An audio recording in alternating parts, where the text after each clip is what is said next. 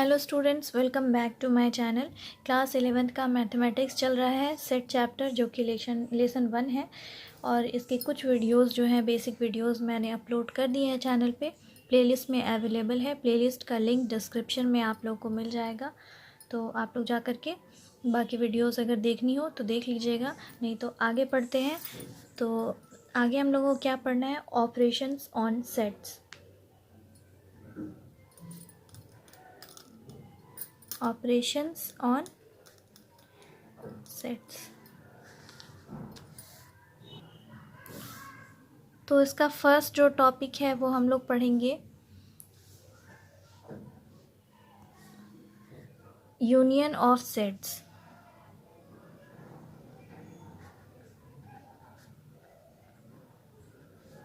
ठीक है, first topic है union of sets.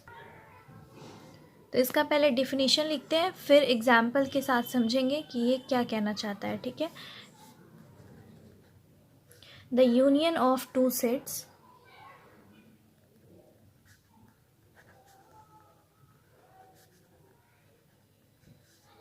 A and B denoted by A union B। ये जो साइन है ये यूनियन का साइन होता है U। ठीक है, is the set of all those elements which are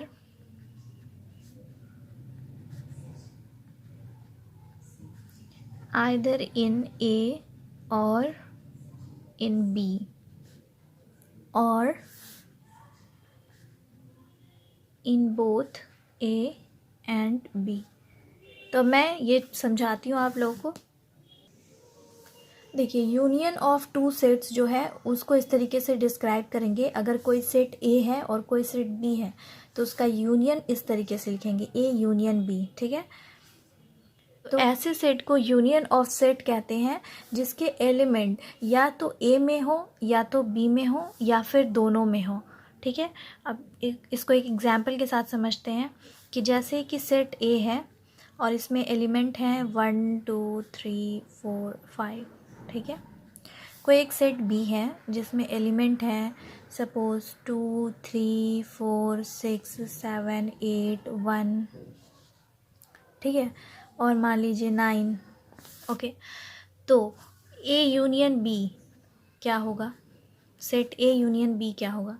union क्या होगा कि इसके एलिमेंट और इसके एलिमेंट को मिला के लिख देंगे 1 2।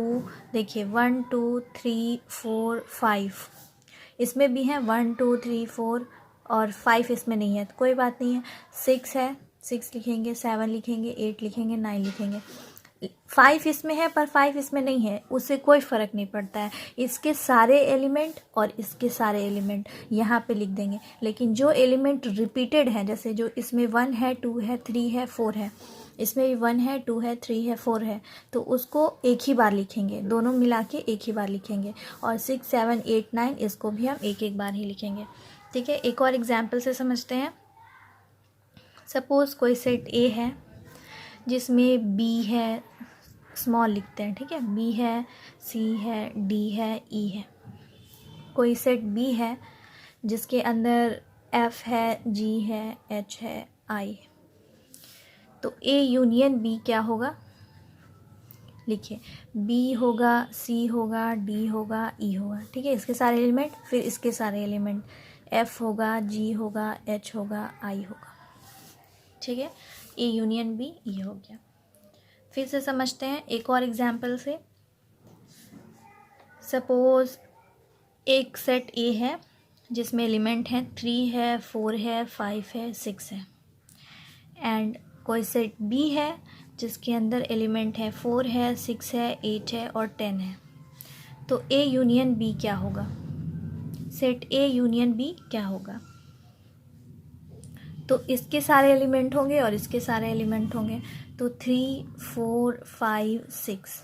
ठीक है, तो अब इसके लिखेंगे तो 4 लिखा हुआ है, 6 भी ऑलरेडी लिखा हुआ है, 8 10।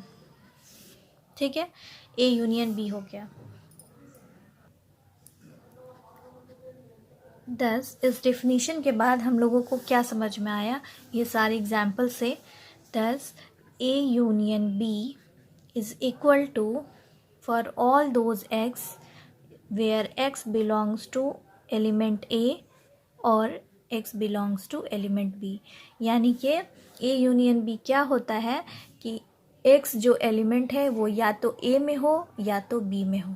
ठीक है, यानी कि हमने ए यूनियन बी जो फाइंड आउट किया है यहाँ पे 3, 4, 5, 6, 8, 10 ये या तो ए के एलिमेंट है या तो बी के एलिमेंट है कि नहीं। यही बात हमने इस लैंग्वेज में यहाँ पे लिखी है।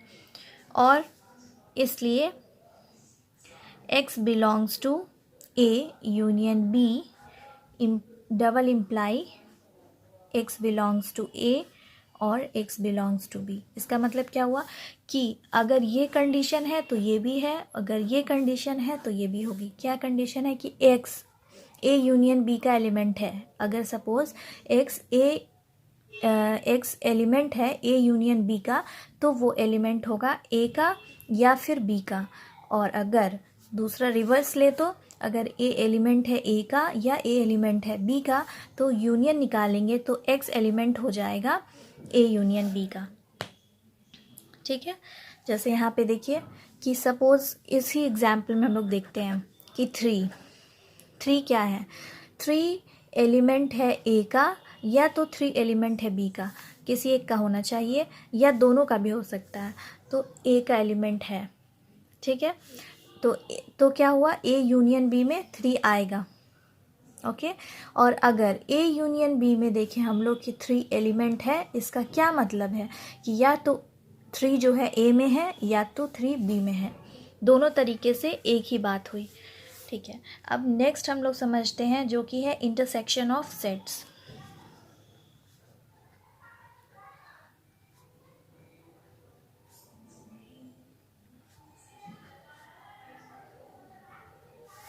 इंटरसेक्शन ऑफ सेट्स, इसका डिफिनीशन लिखते हैं और उसके बाद फिर समझते हैं।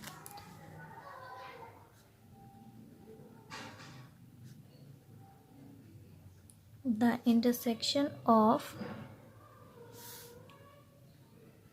Two sets A and B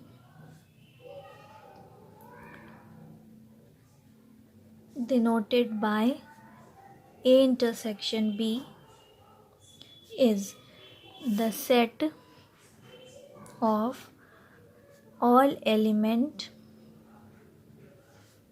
which are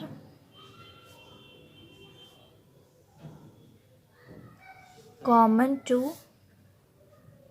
both A and B।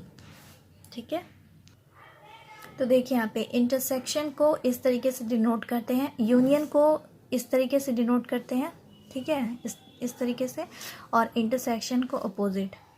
Okay, तो अब यहाँ पे हम लोग समझते हैं कि इंटरसेक्शन को ए इंटरसेक्शन बी तब बोलेंगे जब कोई भी एलिमेंट ए इंटरसेक्शन बी के एलिमेंट या ए और बी दोनों में कॉमन हो।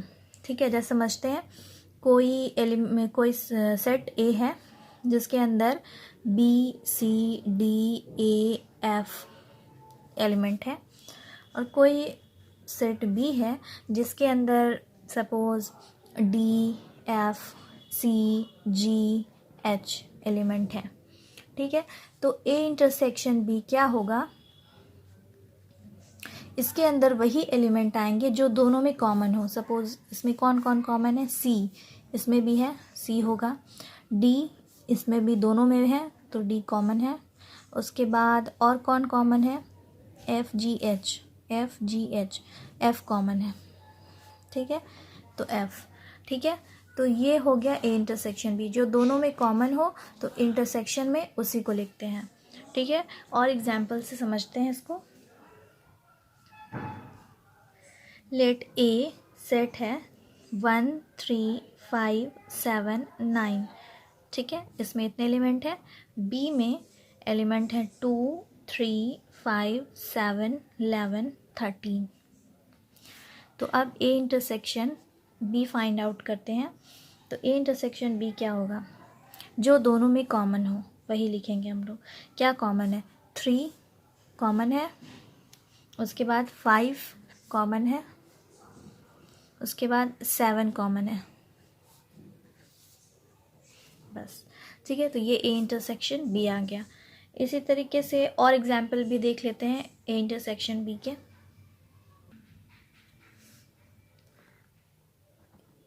कोई सेट है A for all those x where x belongs to natural number, X is a factor of 12। ठीक है, आई होप क्लियर दिख रहा होगा। ओके, और नेक्स्ट जो है बी सेट जो है x is to x where x belongs to natural number and x is a factor of 18। तो सेट ए क्या है? फैक्टर ऑफ 12 है और नेचुरल नंबर है। तो फैक्टर ऑफ 12 क्या है? 1 से सारे बड़े नेचुरल नंबर होते हैं, तो 12 के फैक्टर लिखने हैं। तो इसमें क्या हो जाएगा? 12 के फैक्टर 1 2 3 4 6 और 12 के फैक्टर हैं। और बी में क्या है? 18 के फैक्टर हैं। 18 के फैक्टर क्या हो जाएंगे? 1 2 3 6 9 18। ठीक है, ये हो गया 18 का फैक्टर। ठीक है, अब हमें क्या फाइंड आउट करना है? ए इंटरसेक्शन बी क्या होगा? ए इंटरसेक्शन बी क्या होगा? जो दोनों में कॉमन है, 1 कॉमन है, 2 कॉमन है, 3 कॉमन है, फिर 6 कॉमन है, बस 1 2 3 एंड 6। तो ये हो गया A intersection B. I hope आप लोगों को ये टॉपिक अच्छे समझ में आया हो। ऑपरेशन ऑफ सेट्स में 3-4 टॉपिक और हैं जो कि अब हम नेक्स्ट वीडियो में कवर करेंगे। इस पे जो कुछ क्वेश्चंस अवेलेबल होंगे आप लोग के बुक में, एनसीईआरटी की बुक में, आर.एस. अग्रवाल की बुक में, या फिर जो भी बुक आप लोग पढ़ते हैं 11th क्लास की, उसमें इस टाइप के क्वेश्चंस होंगे, उनको सॉल्व करने की कोशिश करिए। अगर कोई क्वेश्चन नहीं सॉल्व हो तो उसको कमेंट में बताइएगा, मैं नेक्स्ट वीडियो में कोशिश करूँगी सॉल्व करने की। चलिए, इस वीडियो को अगर अच्छी लगे तो ज़रूर सब्सक्राइब करिए, लाइक करिए, शेयर करिए और जल्दी जल्दी इसको 1000 सब्सक्राइबर कंप्लीट कराइए। थैंक यू, मिलती हूँ नई वीडियो में।